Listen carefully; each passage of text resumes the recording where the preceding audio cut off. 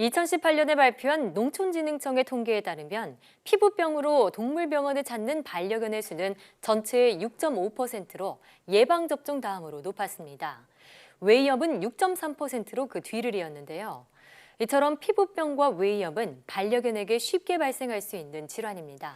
그래서 오늘 슬기로운 펫생활에서는 반려견 피부병과 웨이염에 대해 알아보겠습니다. 윤홍준 수의사와 함께합니다. 어서 오세요. 안녕하세요. 네.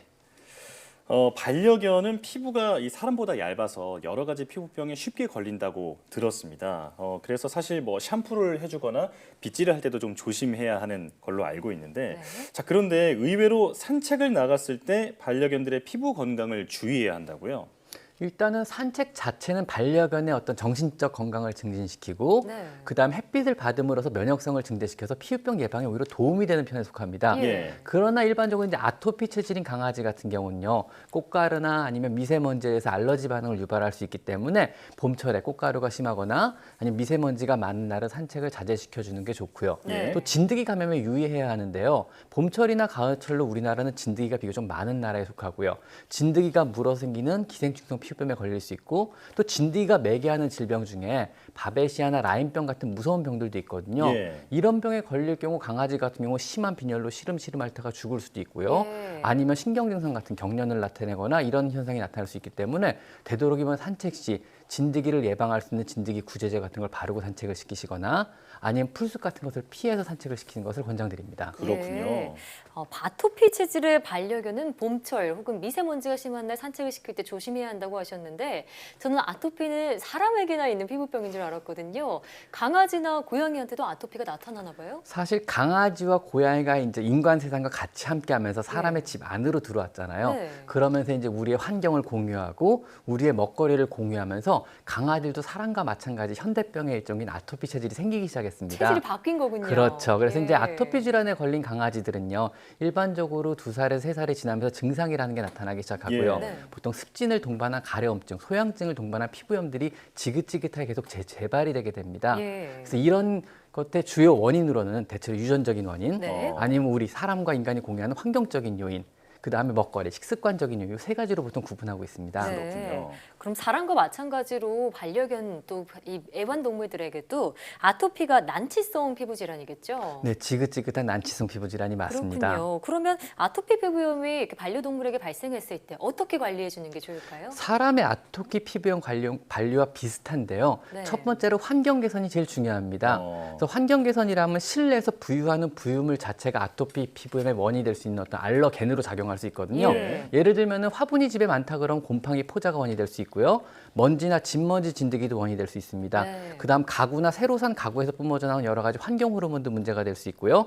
아니면 심지어 우리가 쓰는 어떤 디퓨저라든가 아니면 향수 같은 것도 얘네 아토피 질환의 원인 물질이 될 수 있거든요. 예. 그렇기 때문에 치울 수 있는 걸 최대한 치워주시고요. 또 그래도 안 될 걸 대비해서 헤파 필터가 포함된 공기청정기 같은 거를 반드시 사용해 주시는 것이 예. 아주 좋습니다. 미세먼지를 걸러주게요. 네, 그리고 적정 습도 유지에 또 힘을 써주셔야 되는데요. 사실 사람의 아토피 피부염도 간지러움을 심하게 동반하거든요. 여름철에 네. 습해도 심하게 소양증을 유발하고요. 예. 네. 그 다음에 이제 겨울철에 너무 건조한 공기 자체도 소양감을 심하게 유발할 수 있기 때문에 예. 대충 상대 습도 40% 내외 적정한 습도 유지가 얘네의 피부병 예방에 도움이 되고요. 예.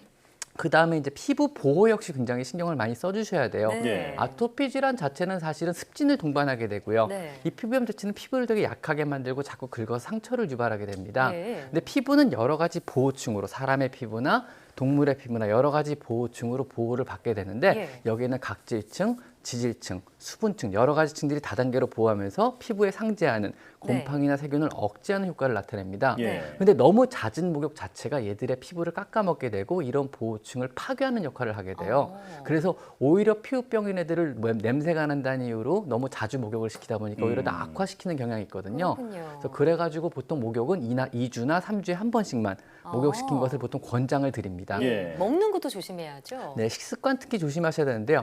아토피 체질인 아이들은 보통 음식물에 대한 알러지도 같이 있게 됩니다. 예. 그래가지고 사람이 먹는 먹거리를 먹으면 간지 소양증이 더 심하게 유발이 되고요.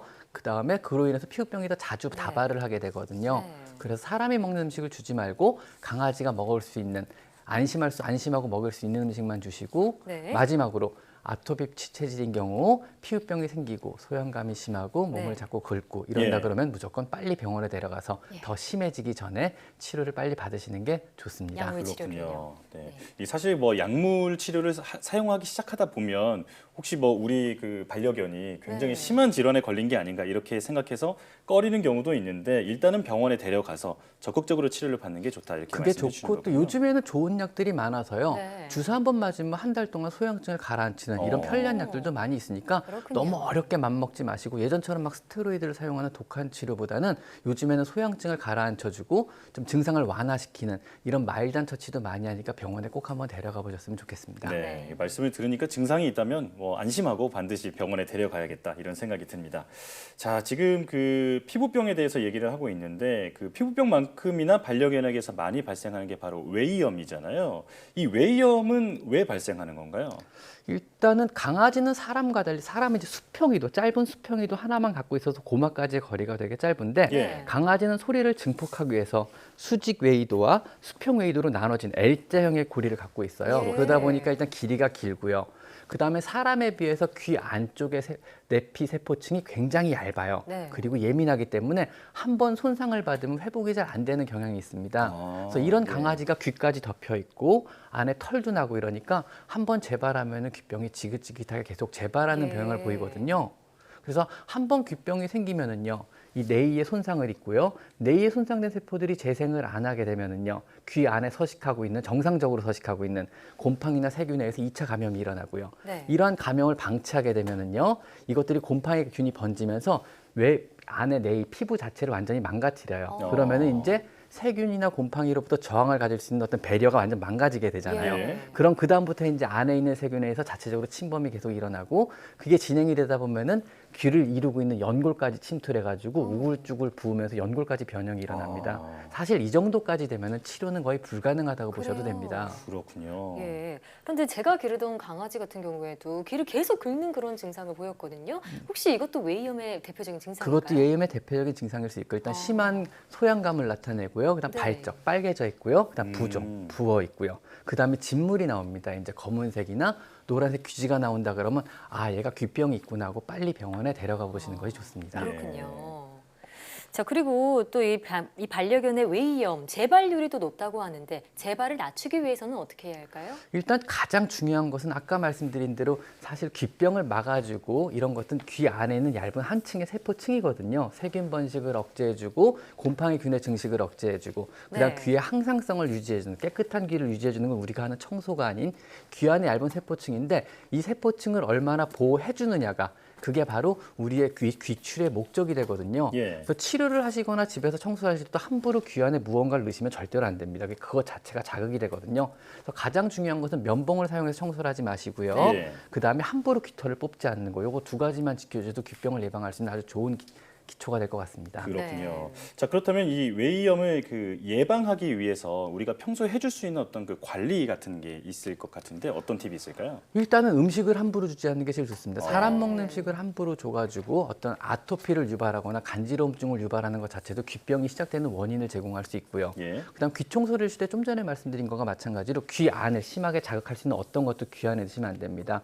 보통 제가 드리는 말씀 중에 하나는 검지 손가락이 들어가는 거 이상의 깊이로는 아무것도 넣지 마세요라는 표현을 합니다. 면봉도요. 면봉도요. 네. 면봉을 포함해서요. 그래서 그 안으로 더 깊이 넣으면 안을 자극하게 되고 그걸로 인해서 오히려 감염을 유발하게 되고요.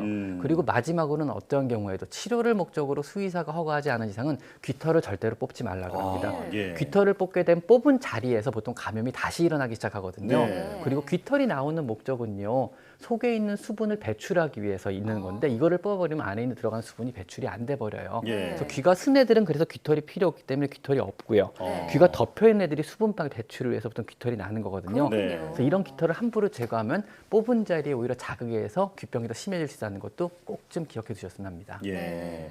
오늘 말씀을 듣다 보니까 우리가 사실 그 반려견은 아파도 말을 할 수가 없잖아요. 맞아요. 네. 그래서 우리가 반려견을 위해서 하는 행동들이 잘못돼서 오히려 반려견에게 고통을 줄 수 있다. 이런 점을 좀 명심을 하고 반려견을 키우는 분들이라면 오늘 말씀하신 것처럼 이 반려견에 대해서 좀 제대로 공부하고 적극적으로 대처하는 게 중요하겠습니다. 자, 지금까지 윤웅준 수의사와 함께했습니다. 오늘 말씀 잘 들었습니다. 감사합니다. 고맙습니다.